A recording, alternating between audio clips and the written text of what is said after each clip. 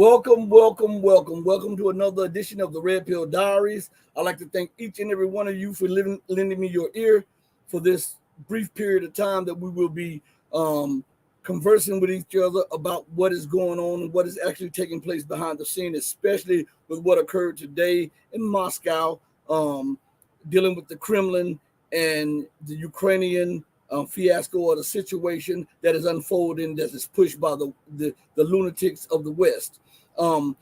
Before I go into that, I want to thank each and every one of you for giving me your ear, for joining the platform. Also, for those who will be joining in the chat. Also, before we go into, please hit the like button or hit the dislike button. I don't care. Just hit one of the buttons, okay? As we go in. And welcome to another edition of the most powerful platform for truth, bar none, anywhere on YouTube or any of the other social media platforms. This is your platform for truth and empowerment, the Red Pill Diaries. And I am your host, Rashid, and I'd like to thank each and every one of you. Now, let's jump right into this. Well, we know that something major is going on. We know that supposedly Ukraine tried to strike the Kremlin, especially as we're coming up on Russia's holiday or the celebration of a day that they have.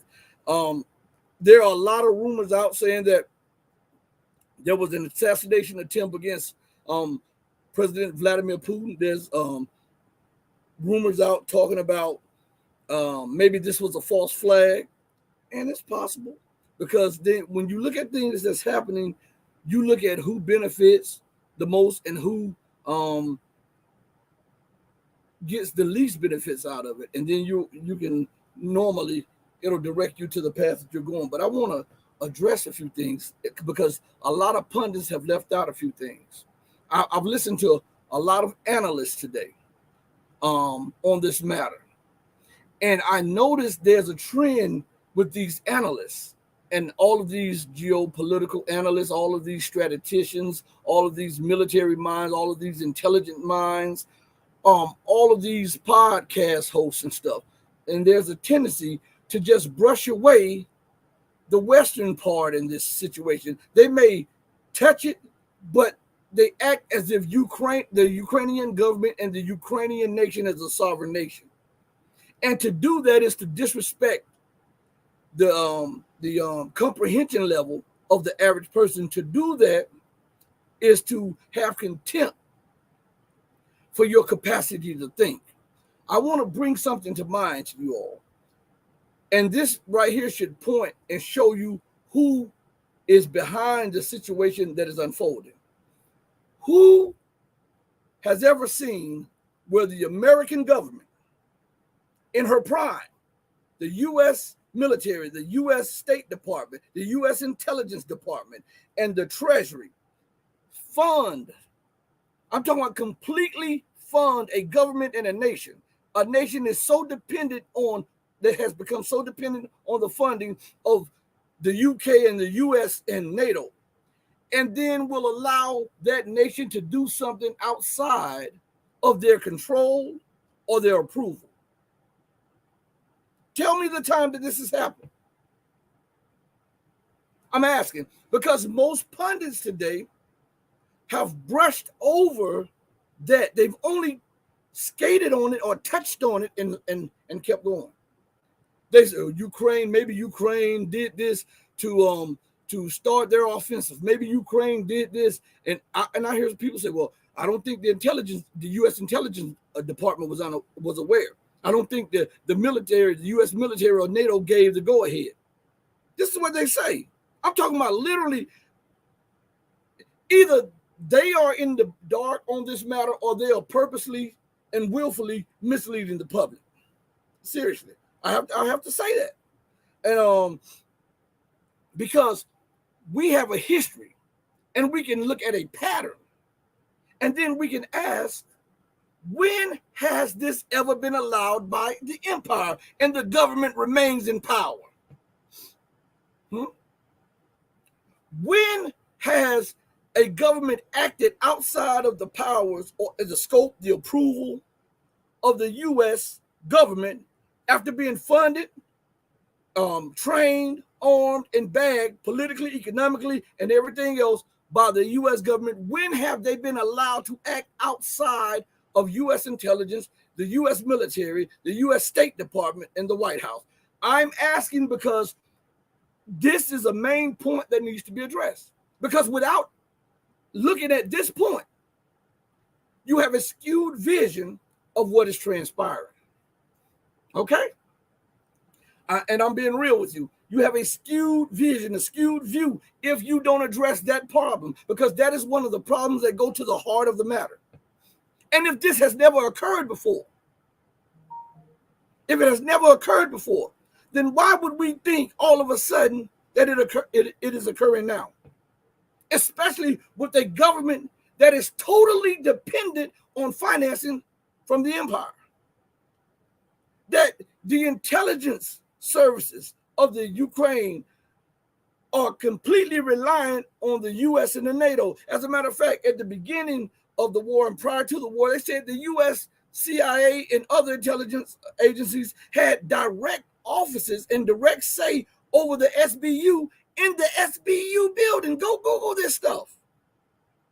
The SBU is the Ukrainian equivalent to the FBI. So if that is the case, and that is what was being reported, and these drone attacks are taking place, mind you, they have been taking place after Victoria Nuland, after what is his name, Blinken, after the War Secretary Lloyd, after what is the National Security Advisor? His name slips my mind at this moment. After all of these people last year, if you can't find it on Google, Bing it, Yahoo it, do whatever, have said that Ukraine may strike Russian territory.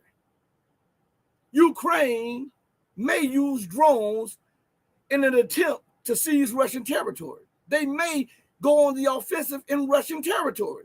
They may strike back. Even Ukrainian officials said as much after the U.S. and NATO implied those things.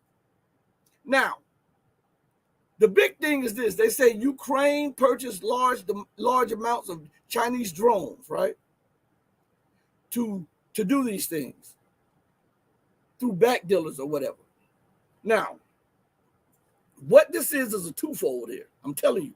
I mean, man, the West knows how to play this game. This is why I kept telling you, if Russia does not strike back, and I am not advocating war, but we're talking on a strategic level and on a geopolitical level, so I'm giving you both sides of the coin. Okay? So for the algorithm, the YouTube algorithm, I am in no way promoting war, division, racism, culturalism, sexism, or none of those isms. All I'm promoting is factism. Not fascism, but factism. Okay? Now, immediately after the attempted strikes on the Kremlin, we get word, and this is, this just comes out of nowhere. Ukraine used Chinese-made drones. Right? Ukraine, I want you to listen to that statement again. Ukraine used Chinese-made drones. Who has been the biggest backer and supporter of the Russian Federation and its policy so far that America has been hell-bent on dividing from Russia? China. And how did Ukraine purchase large amounts of drones when they are financially insolvent and are totally dependent on the gratuity of the Western world? I'm asking these things because most people overlook that. Every pundit, every geopolitical analyst, every intelligence person, every military person, and every podcast host that I've watched today, and I've been watching this stuff since early this morning, right? Every one of them are leaving out these facts. Every one of them. And I'm saying, hold on. I'm scratching my head. I'm saying, how could these deep minds be so shallow when it comes to events like this? Either they really don't know, or they are openly and willingly omitting deep, in-depth information to point you into the direct direction of who is actually behind these events. That's the only way you can look at it. It's an either-or situation. Because on one hand, you cannot be so in-depth on every geopolitical point. And when you get to this, you have amnesia. And I'm not downing, because I'm not downing any channels or anything like this. But what I'm saying is, oh, yeah. I'm going to try to get to that too, Midnight Call. I'm trying to get to that. But I want to address this stuff here first, okay? But that's right. Another rate hike. He's talking about the economics of the situation here. And this plays in part to what is going on with the drone strike and all of that. And I was going to try my best to bring that in. But I want to get to this point. I want to get to a couple points before I do anything else. Let me hit home with these points here, and then we'll go from there, okay? Midnight Caller, and you said another rate hike, but the financial institutions are solid, apparently. Right. And I'm going to highlight, if in a second I'll try to highlight that, but let me get to this. Now, if you would Bing, Google, Yahoo, DuckDuckGo these things, you would know, especially in 2022 and 2021, when the things were at the height of it. I see you in the chat. I want to finish this point, and then I'll bring you in. I want to finish this. I saw you when you got in the chat. I didn't miss you. And that's my co-host Rashid. He's in the chat right now. He just joined us. And I'll bring him in shortly. But if you go to and Google these things, Victoria Nuland, the National Security Advisor, Lloyd Austin, Blinken, all of them were talking about Ukraine may strike Crimea. Ukraine may even go further and strike Moscow. Remember this stuff? I'm not making this stuff up. And we will supply them with the necessary means to do this. And Victoria Nuland was even bolder and went further in her statements. All right. So now, if that's the case, and it is, because we can Google, Bing, Yahoo, or DuckDuckGo to pull this stuff up, and we see what's happening with this event. I want you to understand something that transpired. This was major. Now, Putin needs to capitalize on this. I'm going to show you what I mean by capitalize on this situation in just a few minutes. I'm going to bring Rashid in just a second. I'm going to cut my points short to bring him in. And then we're going to go into some. I'm going to play a few clips. And then I'm going to tell you what I mean about Putin needs to capitalize on this. Am I talking about nuclear war? No. Am I talking about bringing the war to an end? That's on them. I'm just telling you that if you don't sock the U.S. in the mouth, if you don't sock NATO in the mouth, the global bullies, you can't help but to expect things like what you just saw in Moscow. You can't help but it. Because if you give the empire an inch, they're going to take 20 miles. We've been telling you this over and over again. Expect for the empire to sock you in the mouth if you don't sock it. Okay? Now, my point is, when it comes to these events, remember, they bombed the Crimean Bridge. They were, and this is crazy because Zelensky, he's out of town, right, when this supposedly happened, and he addresses the people and he says, we know kill, you know how he talks, we know kill Putin or something like that. We don't strike Russian territory as they're striking Russian territory in Belgorod region. Okay? So I want you to see the oxymoron in his statement as he tries to deny and disassociate Ukraine from what took place. But Ukraine is just a tool by the empire that is being used to further its aggression against the global south. All of this is connected. I'm going to bring Rashid in and I'm going to let him get him a little point off, and then I got to come back to this because there's something that needs to be addressed, okay? Let me get him in the building. I got to see. How's it going, Rashid? It's going, bro. It's going. It's going. Let me correct What are you. your thoughts They today? don't take 20 miles. They take a whole state. So, go ahead. Give your opinion on what you saw today and what you think, and then I'm going to follow that up, and then I'm going to play a few clips because I want people to see. They give you these things, and they think that they disrespect the people's thinking, and they think you have a short memory on things. That's what we're here to do, to remind them. Go ahead, Rashid.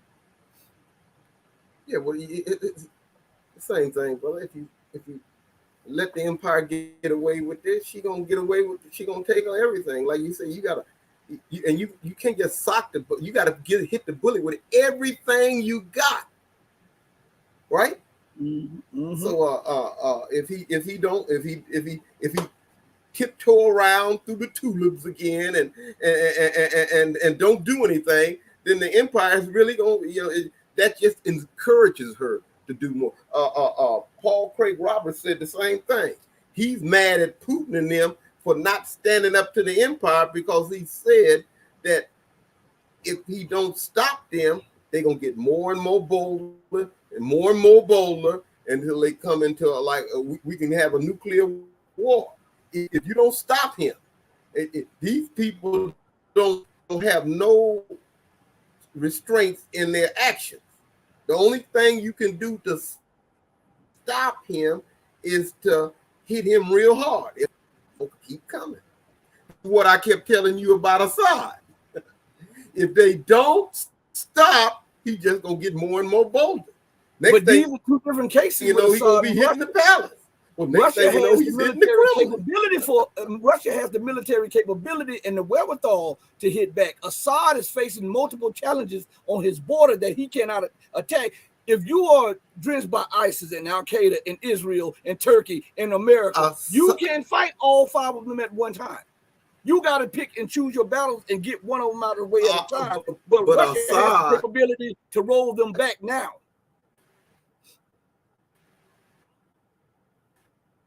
He froze.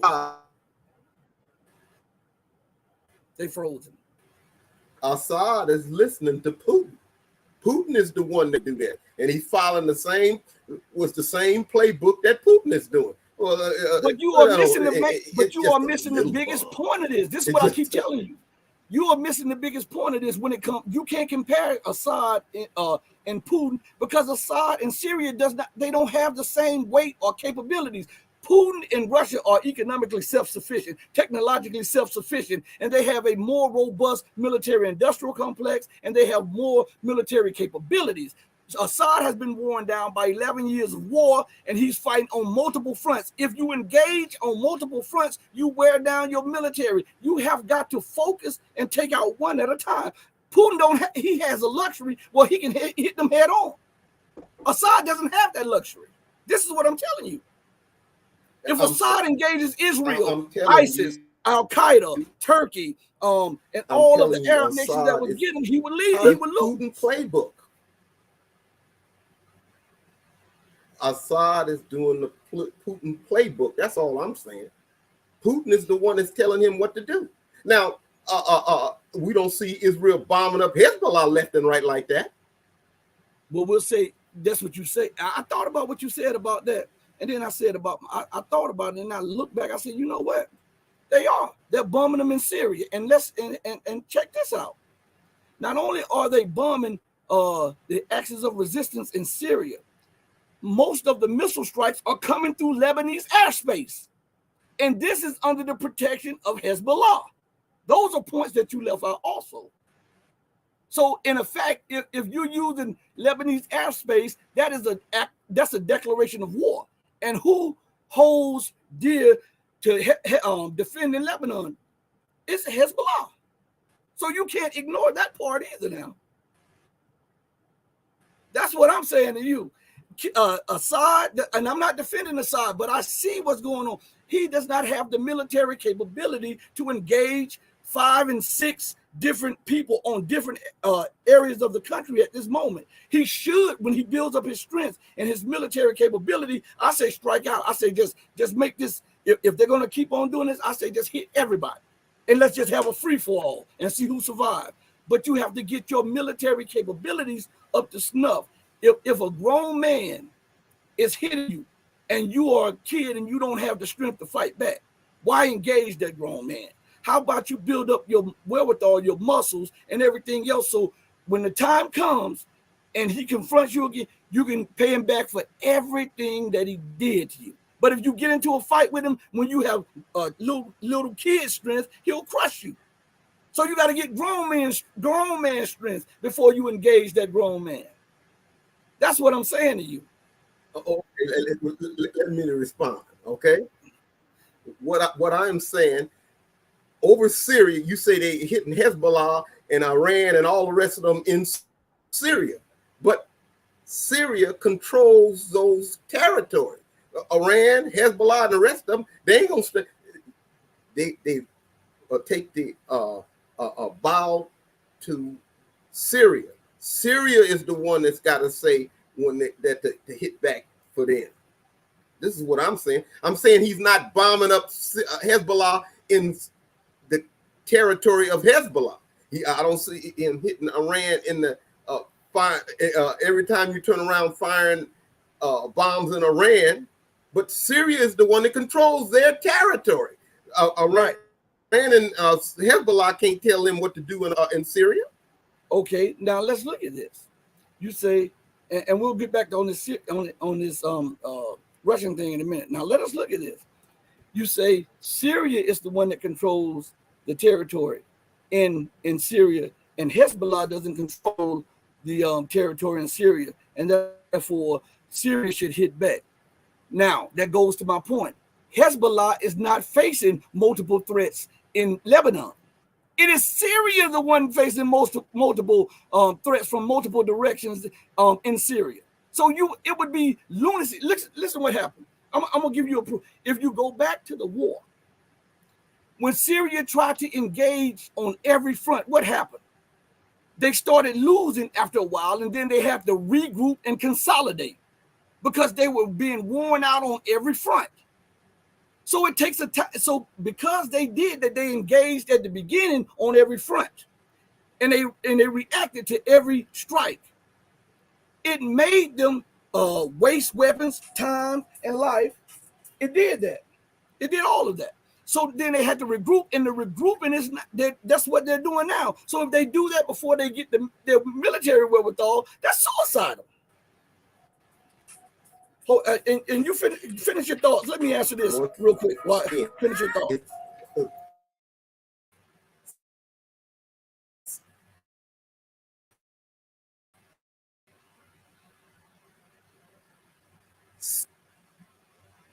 And Hezbollah, they're not being attacked individually. They're all focusing on taking down Assad. So what Assad and the rest of them need to do is you unite and fight this enemy. You can't be sitting back there talking about he's hitting your brother over in the house next door, and you sitting back talking about I'm with you. It's got to be a united front against this enemy, because this enemy I'm in total agreement with that. Dangerous enemy. And if you, like I said, if you sit back and allow him to hit your brother, like what they said about China. If China sits back and allows Russia to be overthrown, then what's going to happen? He's going to be coming after China. Yeah, but what we were talking about is Syria particularly. We weren't talking about the other stuff. That is a red herring. But they haven't struck back. They haven't struck back either. That's what they need to do. Now, if they did that, but that's a different. What I'm saying to you, I'm in agreement with you on that. But that's a different scenario that has not taken place. But if Syria and Assad were to take on all of these, like I said, I didn't mix words. I said it just like the Syrian government and the Syrian Arab army were to take on all of these forces at one time, they would have no hope in win. Because they're being hit from every corner. This is why, once again, this is why they need to have a united front. You cannot. I mean, you missing it. I'm in agreement with what you're like saying I said on before. that.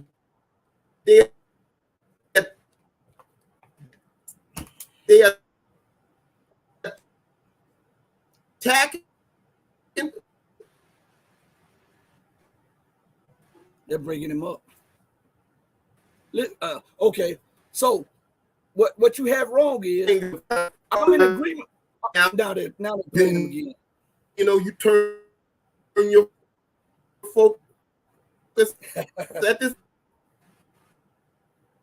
I can't hear you. You're breaking up on my end. So, and they're frozen. But listen to what I'm saying. I'm in agreement with what you are saying about a unified front.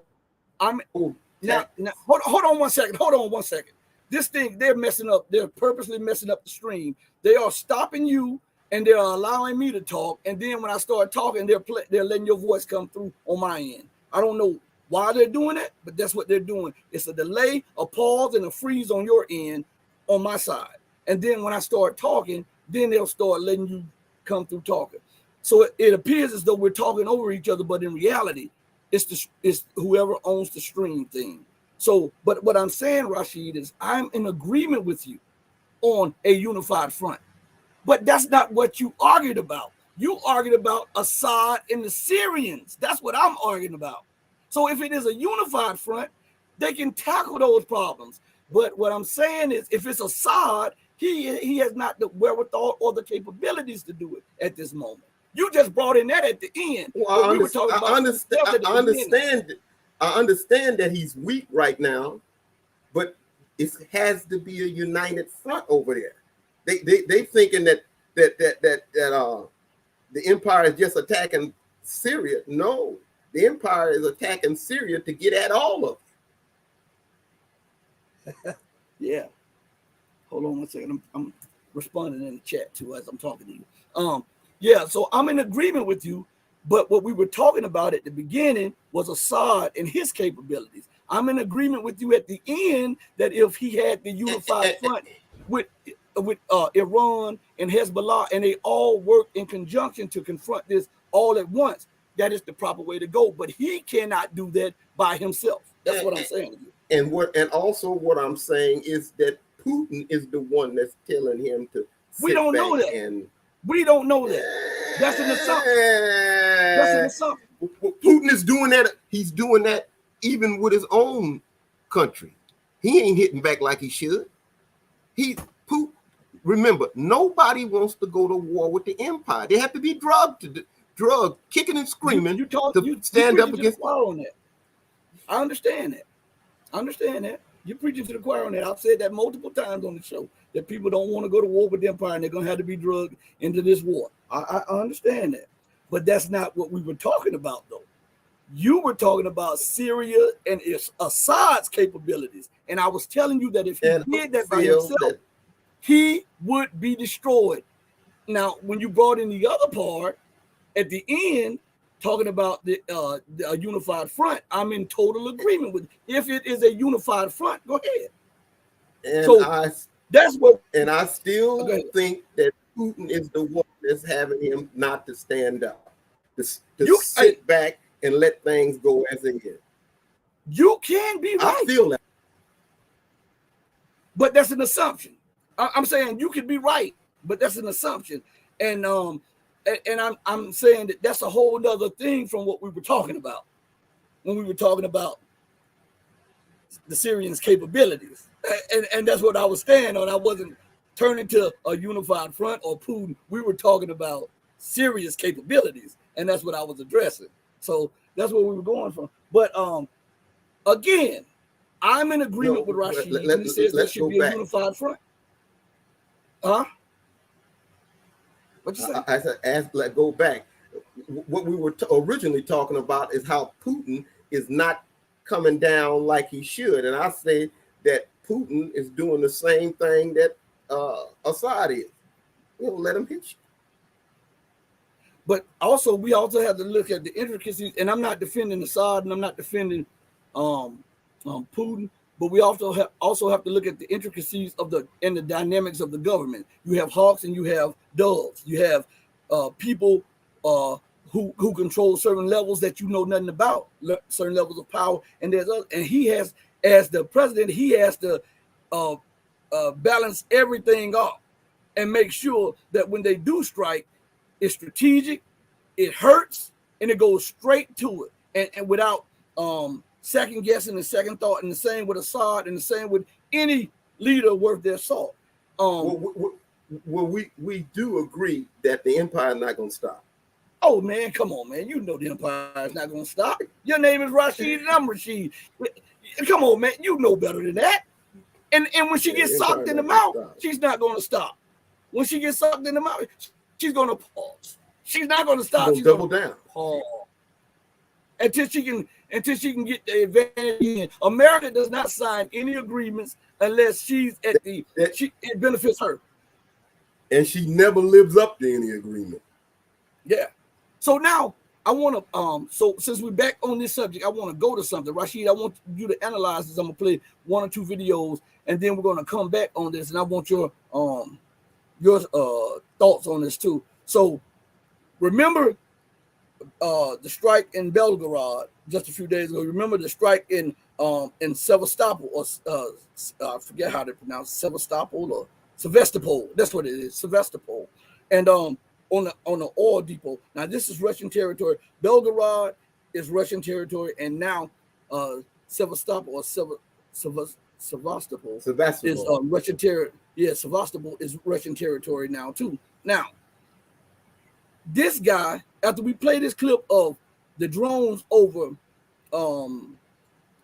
Moscow, over the Kremlin, I'm gonna come back and I'm gonna play what this guy has to say. This guy's a clown. So pay close attention to this right here.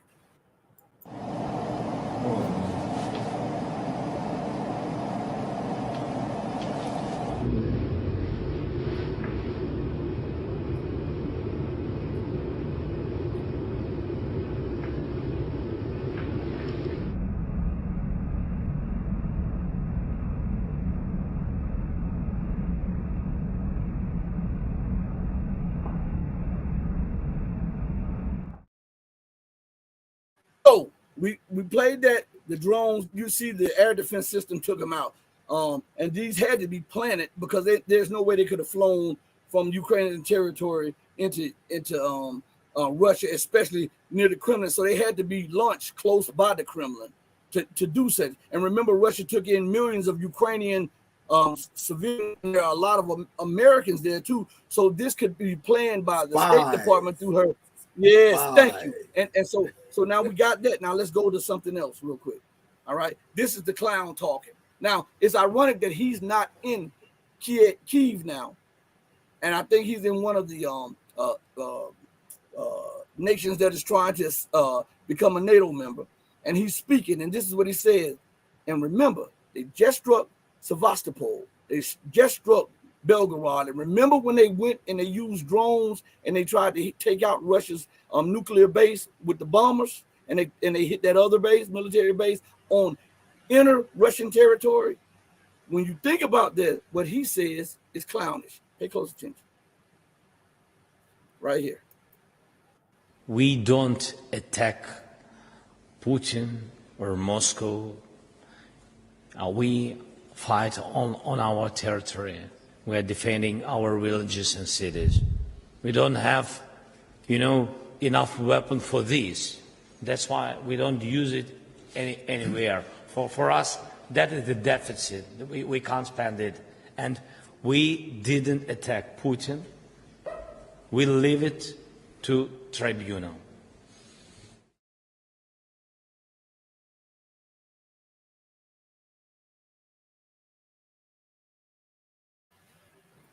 All right, hold on. Hold on 1 second, everybody. Give me 1 second. All right, now, listen to this. I just Googled this. I just put in this. Ukraine drone attack on 2 Russian military bases. And one little excerpt from something says, explosions that struck 2 military air bases deep inside of Russia on Monday. This was talking about December 5th, 2022, were the result of drone attacks launched by Ukraine, according to Russian and Ukrainian officials, in what appeared to be an audacious attempt to hit the long-range bombers Russia has used to devastate Ukraine's power grid. So now, and this is coming by way of ABC News. So we have a Western media outlet reporting that Ukraine used drones that were stationed in Russia to try to take out 2 military bases. And now we have the clown prince, not crown prince, but the clown prince, stating that we don't hit Russia, we don't hit Kremlin, we don't assassinate Putin, we defend our territory, and we use weapons to that. Now, do you see the hypocrisy? Do you see the his story has just been undercut? What say you on the matter, Rashid? Well, he's under attack. He got to do everything he can do. He's outmanned and outgunned. I understand that the reason why he's doing what he's doing. He's like just like one of them talking heads on the mainstream media that's sitting up talking about the Russia. What did he say? Russia lost 400 or 500 million men. They're losing every minute. Any minute we're gonna march down Moscow Boulevard and hang Putin on. His army is devastated. Well, he's no different than any one of these. You be sitting up there listening to these guys, and you be saying, "Did he actually believe his lies?" What did they say about Clinton? The Republicans say this guy lies so well he even makes himself believe his lies. Yes. So the same thing with this guy.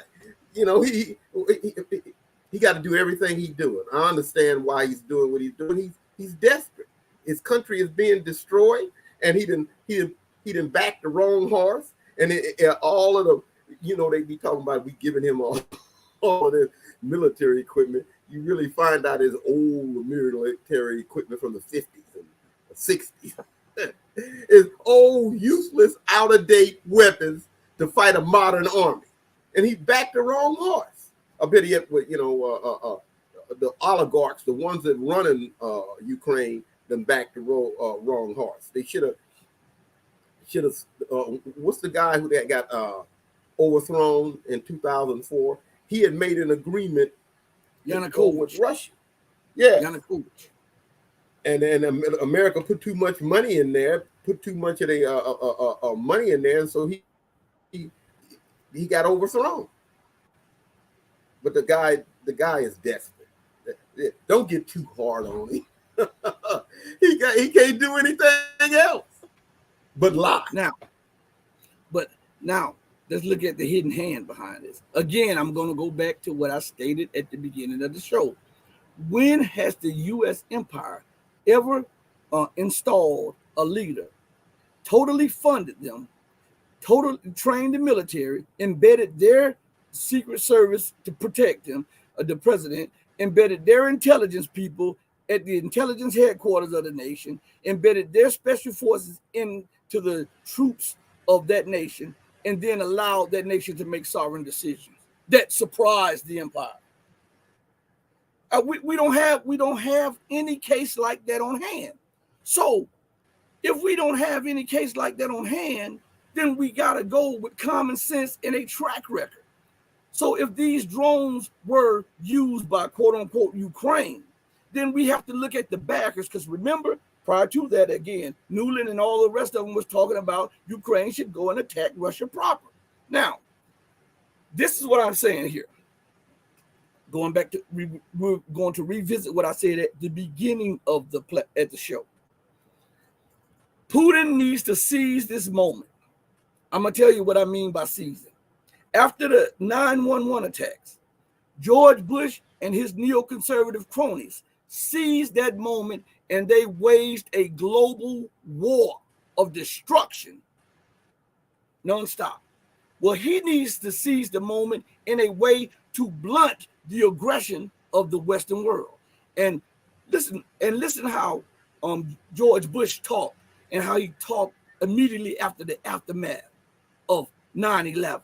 Putin needs to mount the rostrum, or mount the go into the Kremlin, or go into the Parliament building and address not just the Russian people, but address the whole world. And he needs to issue ultimatums.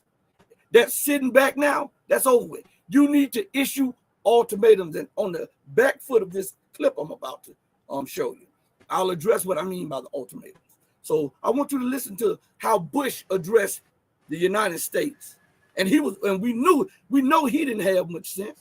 And look how confident he addressed this nation. I want you all to know that America today is on bended knee in prayer for the people whose lives were lost here, for the workers who work here, for the families who mourn. This nation stands with the good people of New York City and New Jersey and Connecticut as we mourn the loss of thousands of our citizens. I can hear you.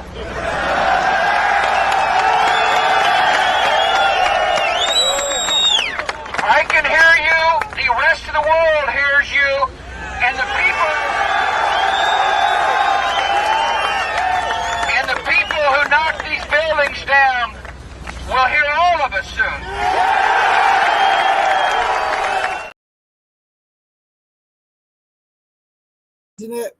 Now, Putin needs to mount the rostrum, and because everybody in Russia understands that this is a war of aggression by the US and NATO against Russia, and they continue to arm and finance and flood that nation with special forces, quote unquote, mercenaries, and do all of this stuff.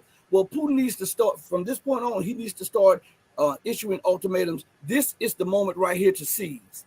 He needs to get to that rostrum, and he needs to give an ultimatum and provide videos like that and say, when America was hit with 9/11, this is how they reacted.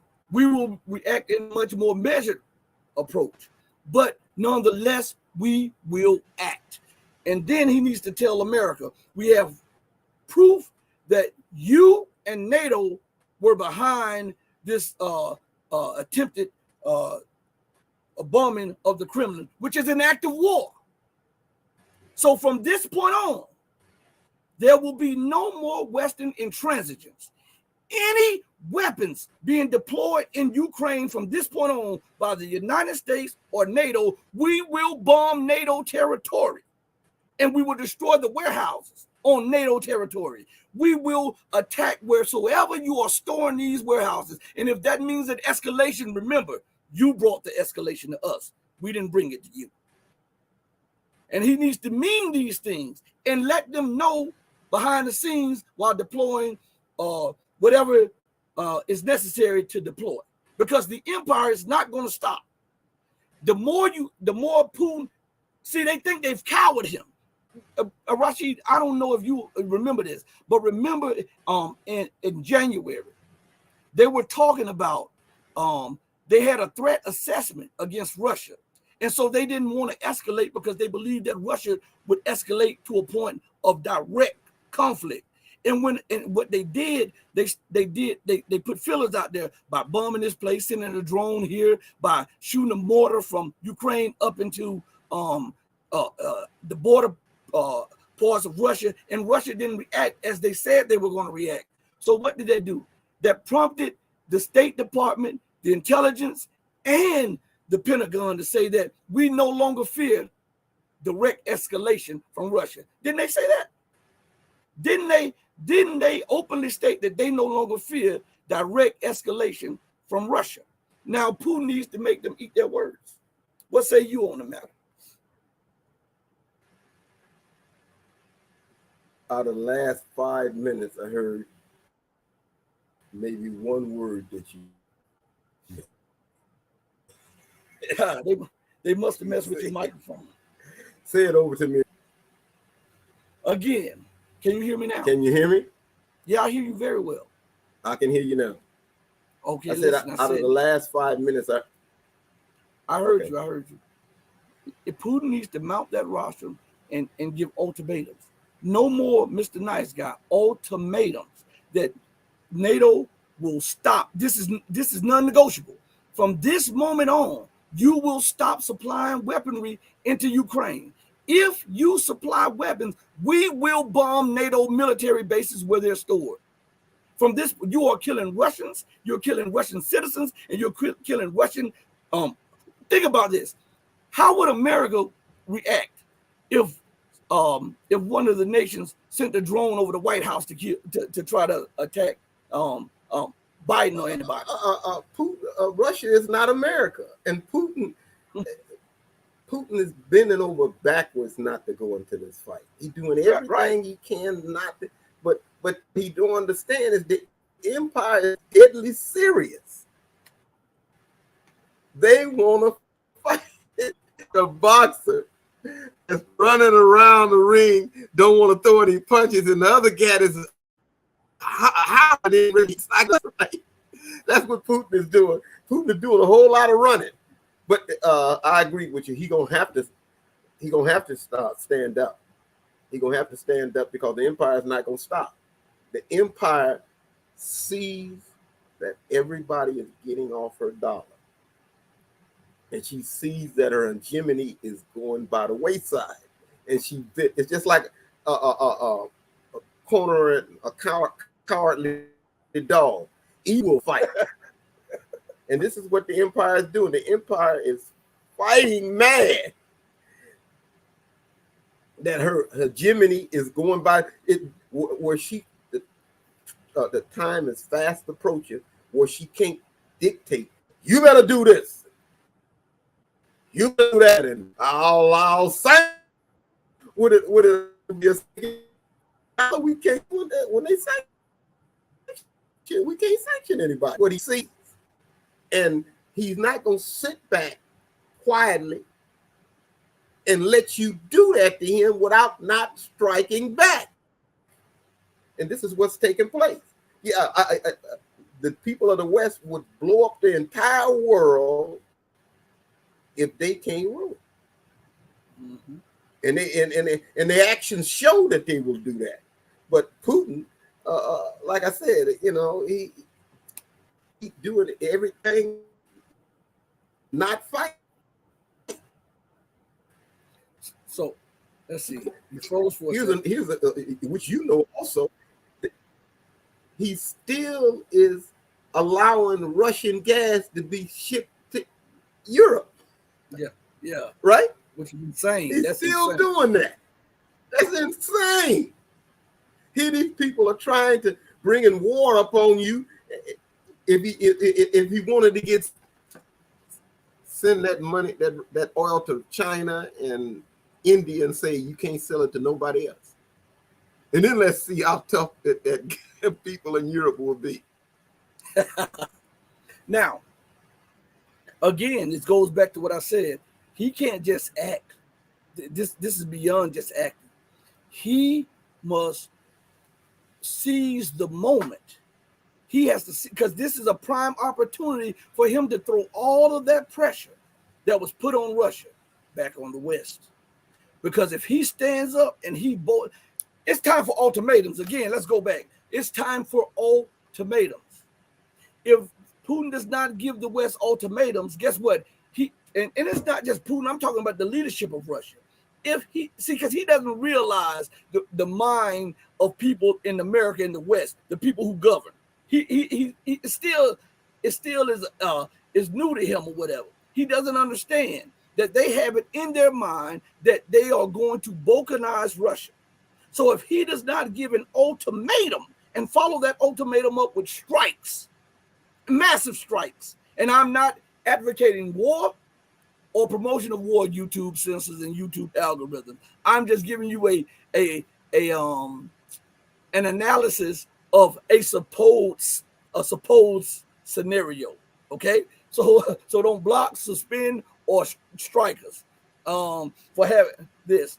But he needs to act, and he needs to show them that he is not playing. And the first, what he needs to do is allow, because America is trying.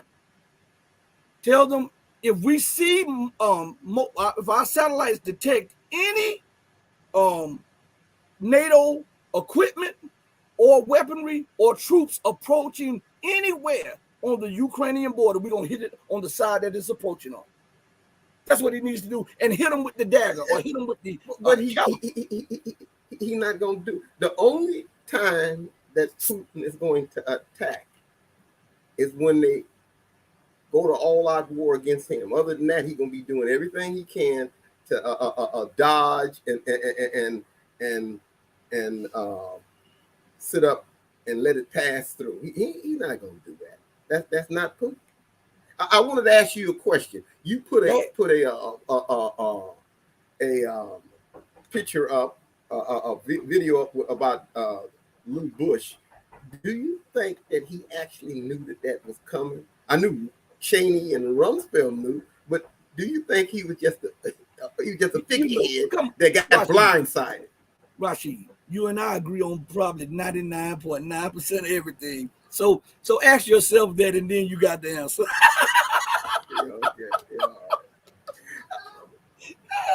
So ask yourself that, then you have your answer. He said, let's see. Okay, de-Russify Zimbabwe. That's what he said. You know, we got a troll in the building. And this is what he said. Let me put it on the screen. All right. And I'm going to give you your 5 minutes of fame, okay? But you're not going to like what follows it. Okay? De-Russify Zimbabwe. He is trying to make he's trying to put together Zimbabwe and in the Donbass. That's what he's trying to do. He's trying to make a play on those words. We understand it because we deal with fools all the time. So we understand what foolish people do. Okay. Now he says, it's time for ultimatums, and he puts it in quotation marks and an exclamation point. Then he says regarding the country in zero position of power to be issuing ultimatums with laughing, crying emojis. Now you tell me what country has a more military strength than Russia? Does any country that you think has power, do you believe they have hypersonic missiles? The only other countries that have hypersonic missiles is what? The Chinese and the North Koreans, right? The Chinese and the North Koreans. Those are the only other two countries that have hypersonic missiles. Now, what has the Ukrainians been saying themselves? As a matter of fact, let me see if I can pull this up. Since you laughing, so we're gonna see if we can turn them hee-hees to a cries. Okay, so hold on one second. Actually, so here we are. Let's see. It's talking about how the Ukrainians are now getting mad because they're saying that the weapons that the West have built and promoted have not lived up to any of the hype and are pretty much useless. Now, check this out. Rashid said something earlier about how the West has given Ukraine nothing but junk, right? This is what they've been giving them right now. Why? Because all of the so-called advanced stuff that the U.S. had and the West had, Russia destroyed it. If anybody is in a position for ultimatums, it is the Russian Federation when it comes to Ukraine. Because as President Barack Hussein Obama says, and even as Donald Trump admitted, that Russia has escalatory dominance on the continent of West Asia and Europe. Not the United States, Russia. So I need you to put that in your corn pipe and smoke that. Go ahead, Rashid. You can't get this is like you say, one of the trolls. These people. Hold on. I gotta cut you. Listen to this. I'm gonna let you address this, Rashid. This is absolutely. You can tell this is a fool right here. And after you address this, we're gonna ignore the comments and go keep on with the conversation. But I want you to address this. Here it is.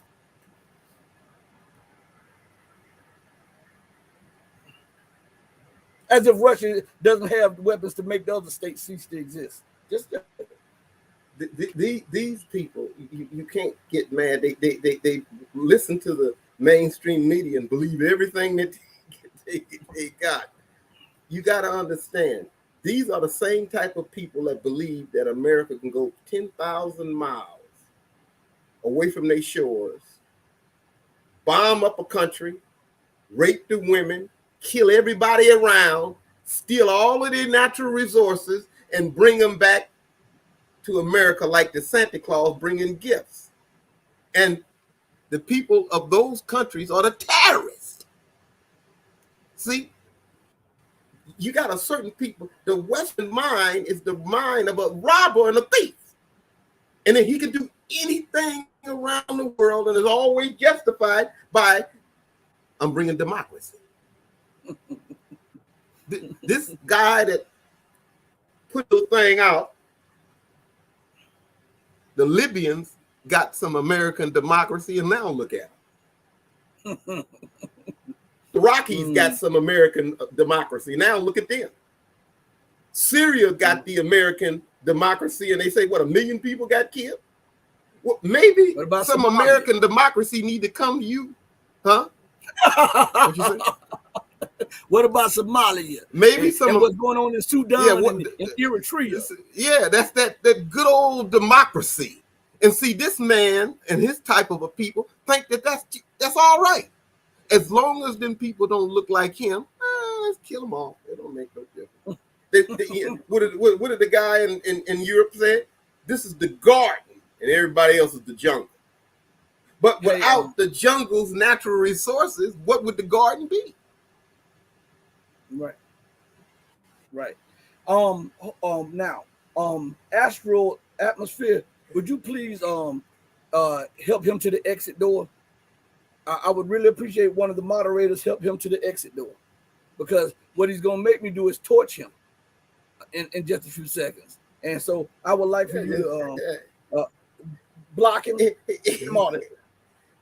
He might be one of the moderators on the why we keep having problems on StreamYard. So don't just ignore the guy. Just ignore the guy.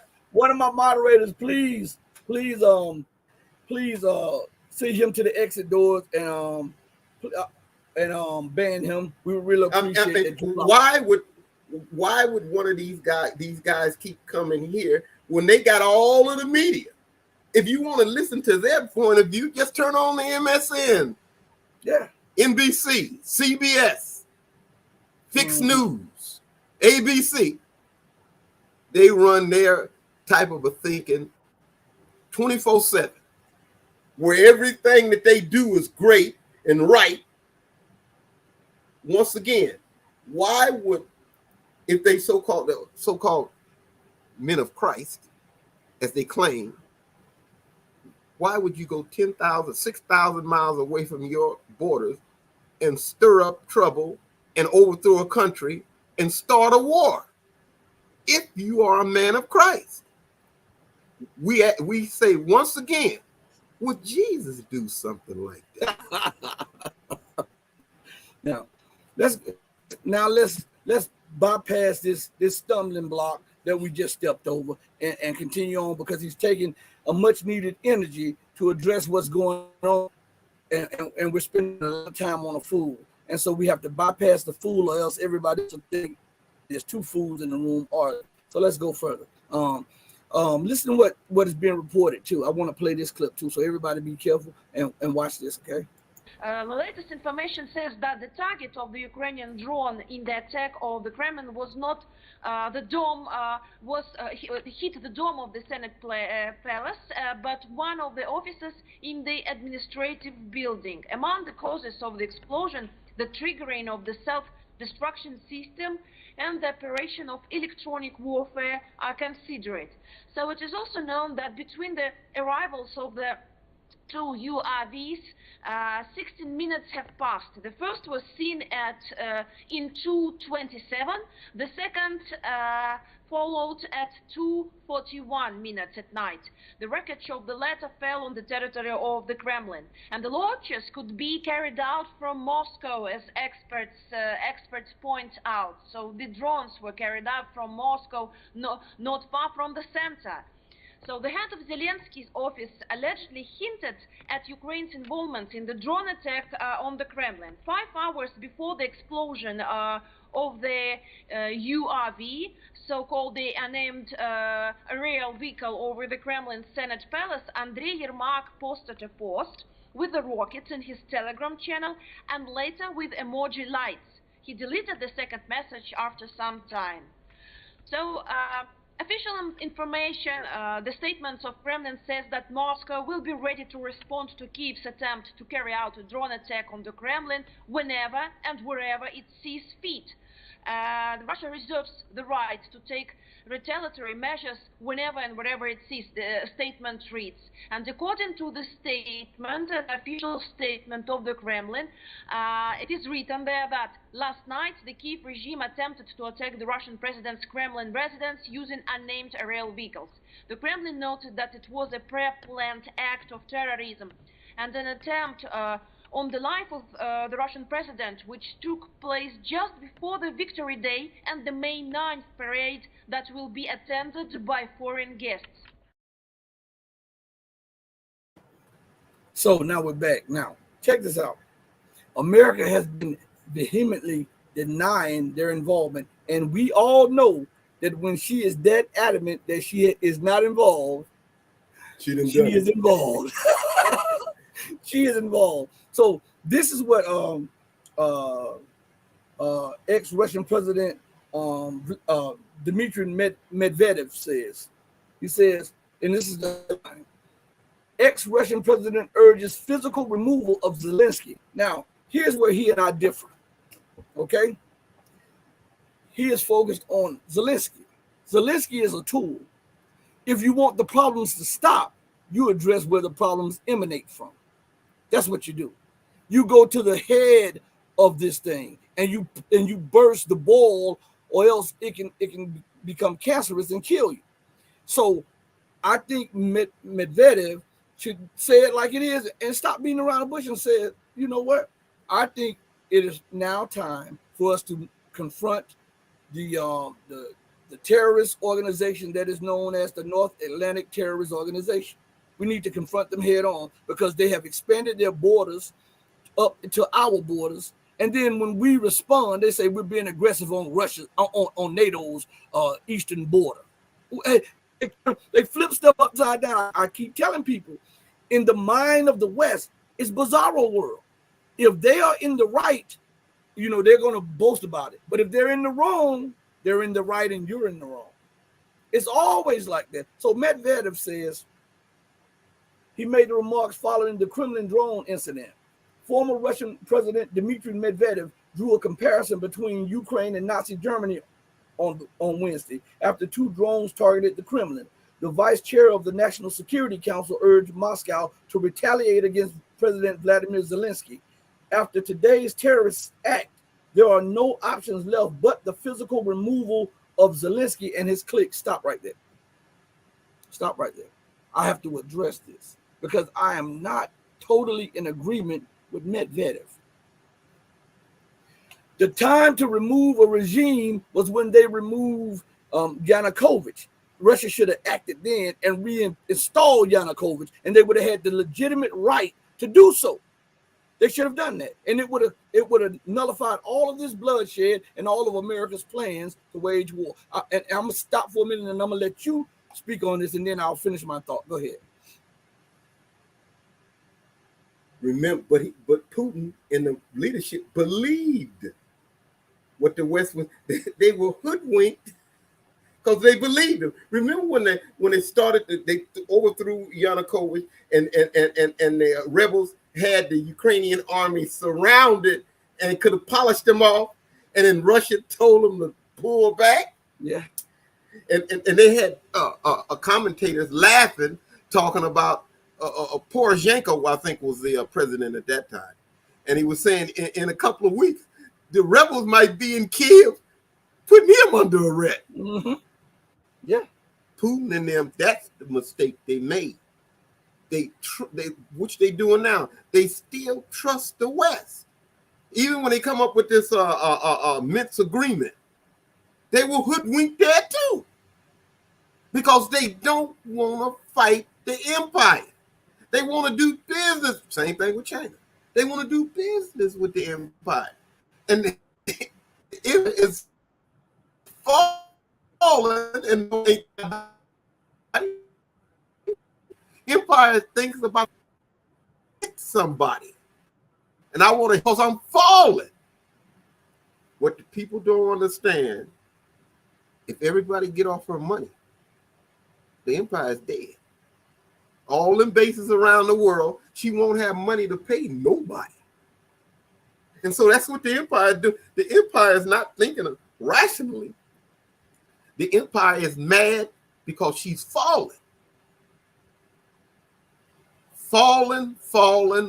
Most countries can only fly so high. You know, like the guy, if you walking on the ground and you fall, you can dust yourself off and get back up. But America got them U-2 spy planes flying near the atmosphere, the stratosphere. If she falls, there's no getting up from that. She done put all them trillions and trillions and trillions and trillions of dollars, like toilet paper, all around. You know, like when they have them college game, and they throw them toilet tissue all over them trees and stuff. That's what the empire done did with her money. It's all over everywhere. And if everybody get off her money, the empire money goes to zero. It's not backed by nothing but military. And if somebody can stand up to in the military, then what does that do? Mm-hmm. So what's happening is the empire is going to fight. This is her death grip. That's the reason why and there are other people don't realize that yet. Putin and none of them realize that. And evidently what we're saying is hidden spots, because we got a lot of trolls coming in today that we got to ban, delete messages and just hide them in the chat, because they're being disrespectful to Scott Ritter. They're being disrespectful to the chat and our audience also. Once again, the truth hurts the guilty. You better believe if it don't hurt that bad, then why say anything about it if it's wrong? So listen. Again, we're going back to Medvedev. Now, America, remember what I told you, when this strike took place, Zelensky is off in a European country somewhere because he feared that Russia might launch a strike on him. That's what it was. And at the same time, they have been putting fillers out today. Go Google this. That maybe Russia will be accepted back into the SWIFT system. Why would Russia want that death trap? You have now escaped the death trap, and all of the people in the SWIFT system are collapsing. Why would you even want that to trade now? I know you have something to say. Go ahead. Again, he don't want to get away from the West. He still thinks he can do trade and be accepted into the West. That's the problem with the people of Russia. They want to be accepted into the West. Even though they're outside looking in, they still want to be inside. Like you said, you better on the outside than in, but then again, I still want to be in that clique. Yeah. So again, I disagree with. I agree with him wanting to do something. I disagree with what he's saying to do. He and Putin and the rest of them should come out and make it clear. Listen. If something like that happened to the United States, they would not want to negotiate, talk, or have any words with anyone. The first thing they would do is say, what you heard George Bush say, I hear you people, and the people who did this will hear all of us soon. And that's what they should do. They should seize this moment and say, from this point on, if we see a convoy truck a train, a plane, an automobile, a bicycle, or a big wheel rolling towards the border of Ukraine, we bombing it. And we're gonna bomb if we troop formation there, we bombing it. That's what and we're not advocating war, we're just giving you scenarios. So YouTube, please don't ban or strike us or whatever like this, or the algorithm, please don't think that this is advocating war or violence. We're not doing that. George Bush is a part of the empire who believes that they have the right to rule the world. Russia not like that. Russia is, once again, Russia attacked Ukraine because they was getting ready to attack the Russian citizens. That's one country. How many countries did the empire attacked in the last 20 years? In the last 5 years. Last year.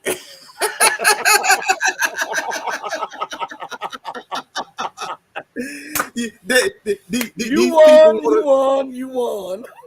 These people want to sit up here and try to put Russia and them in a bad light, but he bombing up everybody all over the world and every day of the week and twice on Sunday. But yet and still, you the bad guy. You bad guy, you. Yeah. Did you bomb up Libya? Ain't nobody said a word. Did you bomb up Syria? Nobody said a word. Did you bomb up Iraq? Nobody said a word. Did you bomb up Afghanistan? Nobody said a word. You starting trouble in the Sudan? Nobody said a word. Somalia, even in what's that European country? Yugoslavia, he bombed up. But letting still one guy do what? Look, he's a bad guy. He attacked the country. But let's look at your record. They don't want to say one word about that. He's causing trouble. Peru. He caused a coup in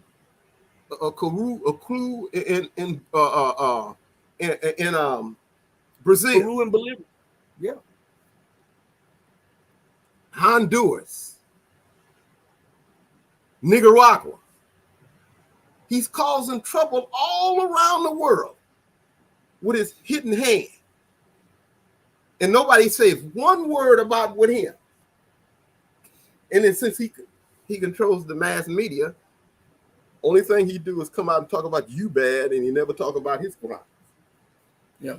So since Rashid brought up something about the stuff that he does and how he has these escapades around the world, which is connected, again, all of this stuff is going on right now. This is to put more pressure on Russia and China and all of this stuff. Remember, and I'm going to play a clip in just a second. Remember that it is no coincidence that after this attack, the West has been beating this with a bullhorn that Ukraine used Chinese drones. Well, if Ukraine is getting money from the West and Ukraine has no money and is totally financially dependent on the West, then the West has approval, yay or nay, over the discretionary budget. So if Ukraine were to get those, how did they come by and who approved it? So you have to understand these things. And let's never forget the emperor lies. All the time. And lies and lies and lies and lies. Matter of fact, he lies so much, you never know when he's telling the truth. Yeah. Yeah. So look at it. For de-Russified Zimbabwe, we're going to show you what democracy brings, what the U.S. and the Western democracy brings. All right? And we hope you have a good time watching this. This is about 7-8 minutes. Check this out. On the 1st of May 2003, George W. Bush gave a speech on board the USS warship Abraham Lincoln, declaring victory and an end to the war in Iraq. Major combat operations in Iraq have ended. In the Battle of Iraq, the United States and our allies have prevailed.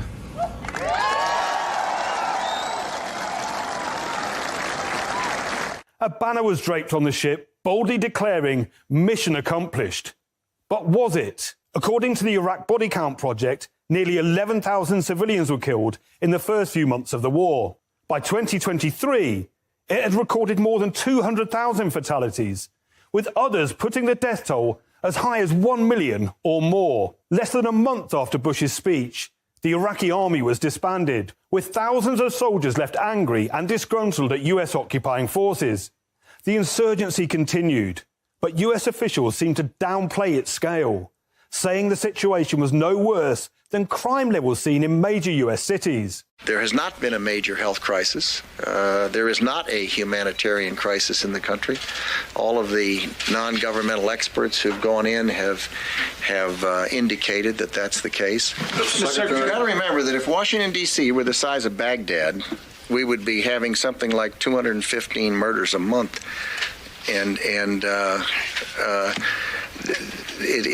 There's going to be violence in a big city. There's 5.5 million people. But British military officials estimated there were between 40 to 50,000 insurgent fighters in the country, while Iraqi intelligence claimed there were as many as 200,000 insurgents, larger than the US military presence. The country was plunged into chaos, with bomb attacks targeting UN officials and religious minorities. US troops launched a major operation in Fallujah, with at least 800 civilians killed, according to the Red Cross, 300 of them women and children. The aid agency also accused US forces of using white phosphorus, while the devastating effects of depleted uranium munitions are still being felt today by locals. The victims included children, women and men who were buried in different places. The digger was ceaselessly working in all the areas behind me to bury the victims, while other people were setting the graves. I came here today to visit my brother, a martyr in the cemetery which holds the graves of the martyrs who were killed by the US occupation since 2006. They were all playing with a ball near the mosque when an explosion happened, and all those who were martyred in Fallujah were buried in this improvised cemetery that was a football pitch before. Thousands of Iraqis were rounded up and tortured in the notorious Abu Ghraib prison, where images of inmates being electrocuted and sexually humiliated shocked the world. They would take us to different rooms. In one room you would be beaten, in another room there were snakes, in a third room there were animals. Then they would give a cup of coffee, but after you finished the coffee everything would start again. That's what their investigation was like. They made up charges, they had nothing to do with reality. At first I thought I was the only person in this situation, but there were thousands of people who were accused of terrorism like that. Saddam Hussein was caught and executed, and elections held in January 2005, although many say the poll lacked legitimacy, marred by low turnout amongst Sunni Muslims and deadly attacks on polling stations. 2006 saw the beginning of 2 years of civil war and the highest death toll since the invasion began, amid fears Iraq could collapse altogether. The growing militia activities have led to further destabilization. Across many parts of the country, an increasing number of Iraqis have been affected by growing violence and insecurity. High levels of civilian casualties and displacement on a daily basis are breeding an increased sense of insecurity and deep pessimism among Iraqis.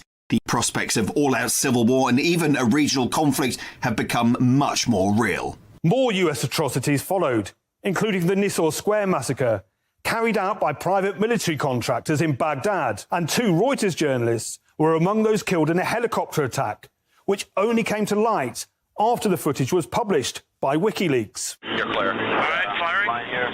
Stay line out. Let me know when you get it. What shoot? Light them all up. 202 traffic, 260s. Come on, fire. Hey, Roger. Keep shoot.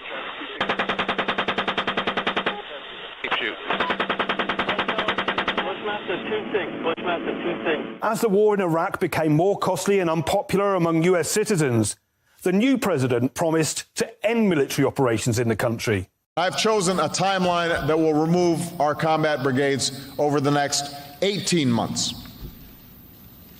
So let me say this as plainly as I can. By August 31st, 2010, our combat mission in Iraq will end. The last combat troops left in December 2011, ending a campaign that cost the lives of more than 4,000 US soldiers. But the story didn't end there. Islamic State, a militant jihadist group, emerged from the chaos in 2014, quickly sweeping across the country.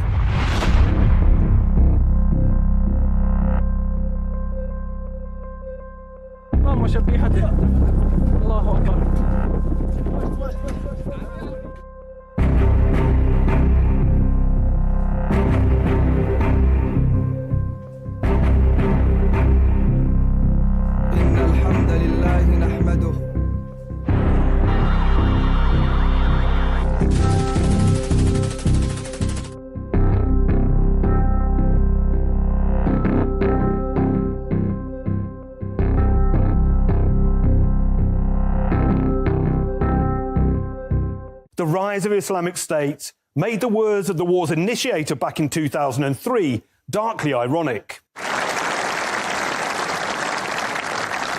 The Battle of Iraq is one victory in a war on terror that began on September the 11th, 2001, and still goes on. Before long, US troops were back on the ground. ISIL's caliphate was defeated, but at a huge cost for civilians, from coalition airstrikes to the Battle of Mosul, where thousands were killed as the city was flattened.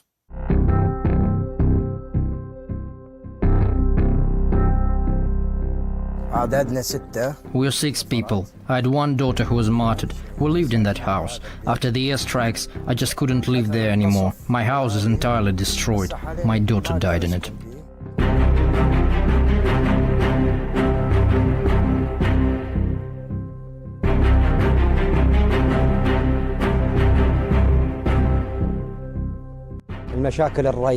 Our main problem now is clearing the area of the bodies scattered everywhere.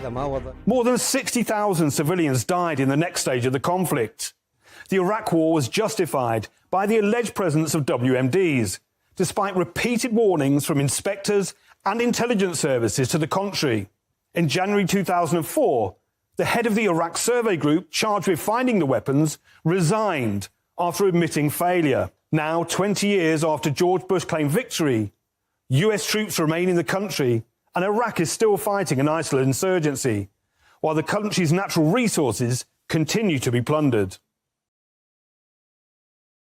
So that's democracy at its best. That's Western-style democracy. Would you like some of that, Mr. Dumbabwe? No, if it's not his neighborhood, he don't care. and remember, that's just one country. That ain't the other countries that they brought democracy to. And it, like we said before, him and his type of the people feel it's perfectly fine to go 6, 10, 12,000 miles away from your house and bring that to other people and steal up everything they got and bring it back to him. And then the same clown will get up here and go to church every week and talk about he's a good Christian. Right? Biden say he go to church, don't he? Claim that he's a staunch Catholic. Yeah.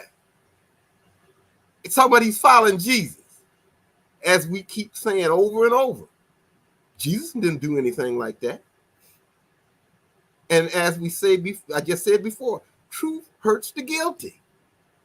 If you're guilty, then what we're saying hurts you. If you're not, you wouldn't care. Yeah, he's doing that. He brought some democracy to all, just about all countries around the world. He's interfering in. He's a troublemaker. Don't the scriptures talk about the guy that going around committing trouble and committing acts and then claiming that he's doing it in the name of Jesus? And peace. They talk about that, right? Jesus himself said these people are far from me. Yeah. So we're looking at a world unraveled. Seriously. And we're going to close out in a few minutes, but in closing, I do want to say this. We got something's going on with the chat. I don't know what is going on. I tried to refresh it multiple times, and I lost some comments down there also. And I just want to say, if they miss the boat on seizing this moment, they will live to regret it, because the empire is not going to stop. And if the empire sees that you're not going to seize the moment, the empire is going to double, triple, and quadruple down on these more provocative actions that they're taking. I think he knows that, but he feels if he do anything that will cause the empire to try to have a nuclear war, and he don't want it. No, we don't want. So we allow the empire to, like we say, grab this and grab that and grab. But one day you better stop the empire, and the empire ain't gonna stop. Mm-hmm. The empire is coming with all like you said before, she's fallen, and his economic situation is pushing everything that he do. Everything. What you say? Go ahead, finish talking. I said his economic is pushing everything that he do, and he's fallen. The big bad mighty hegemon is being replaced, and he's very angry. That's why he's talking about he want to go to war with everybody to stop the fall. But Humpty Dumpty had a great fall, and nobody can put Humpty Dumpty back together again. You got that right. I got a video on the channel about that. It's a couple years old, but I want everybody to understand this as we go out. We've learned through stats and through analytics that we have you come by and 60-some% of you are not subscribed. We would offer you the chance to subscribe to us, get to know us better. We get to know you better, share our thoughts and our opinions between each other. We would really appreciate it if you subscribe, and also we would really appreciate it if you like. That way we can stay in the search engine and we can overcome the algorithm. On that note, Rashid, in closing, what have you to say to everybody before we go out? Once again, keep your eyes open. It'll be a bumpy ride right for the next couple of years. Yeah, you better believe it. Hey, everybody, listen. We want to thank you for giving us your time, because we know that is the most valuable commodity that anybody has, because time is an unrenewable resource that must be appreciated and measured out. We thank you for deeming us worthy to take just a little bit of your time today. On that note, we go out the same way we came in, with love in our hearts for those of you who love truth. But always remember this, that God, he will always love you better. He can always love you better than we can. And I say this in my parting words: Mama, your baby boy loves you more than life. Deuces, everybody. We appreciate it.